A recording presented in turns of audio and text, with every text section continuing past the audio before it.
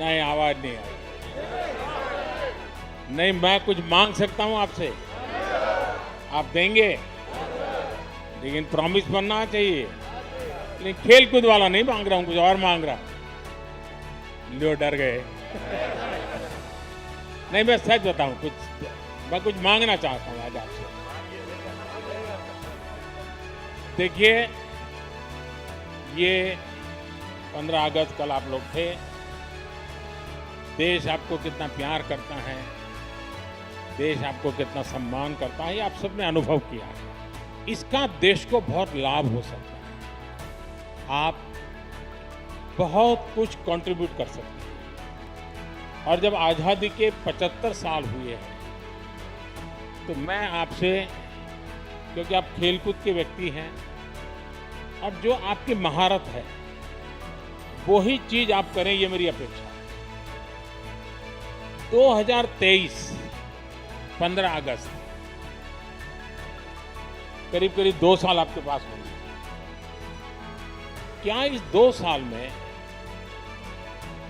एक एक खिलाड़ी, यानी ऐसा नहीं पूरी हॉकी की टीम, ऐसा नहीं, हॉकी का सब खिलाड़ी, क्या कम से कम आपको जहां पसंद हो 75 स्कूल्स में आप विजिट कर सकते हैं? यानी एक एक प्लेयर, स्कूल वाले बुलाएं तो अच्छी बात है, वरना आप खुद स्कूल वालों को कहिए कि मैं आपके बच्चों के साथ 1 घंटा मैं बिताना चाहता हूं। वहां मेरी आपसे 2 अपेक्षा है। देखिए, हमारा देश कुपोषण के विषय में, माल न्यूट्रिशन के विषय में अभी भी हम सर ऊंचा कर सके ऐसी स्थिति में नहीं। हमारे देश में ऐसा तो नहीं है कि कोई खाने का प्रबंध की कमी है, लेकिन कभी खाना, क्या खाना, कब खाना, कितना खाना, पानी शुद्ध होना चाहिए, इन विषयों में थोड़ी उदासीनता है।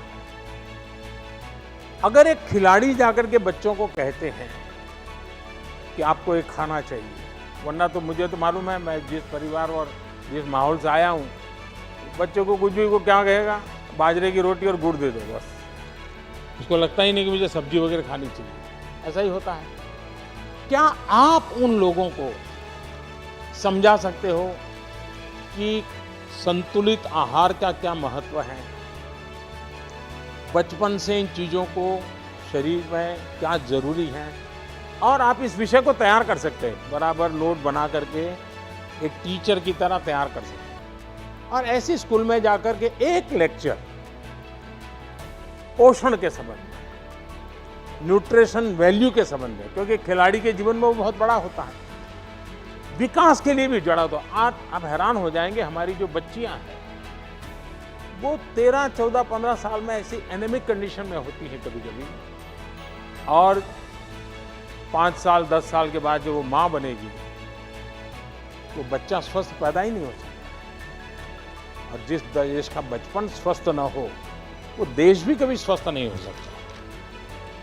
और एक बहुत बड़ा सामाजिक काम मैं आपको इसलिए कह रहा हूं, स्पोर्ट्स पर्सन जब कहता है तो इस विषय में वो विश्वास करता है, हाँ यार देखिए यहाँ तक पहुंचा तो खाने में उसने नियमों का पालन किया। तो मैं आपसे एक अपेक्षा करता हूं कि आप एक तो खुद कॉलेज के बच्चों से मिले तो क्या बोलना,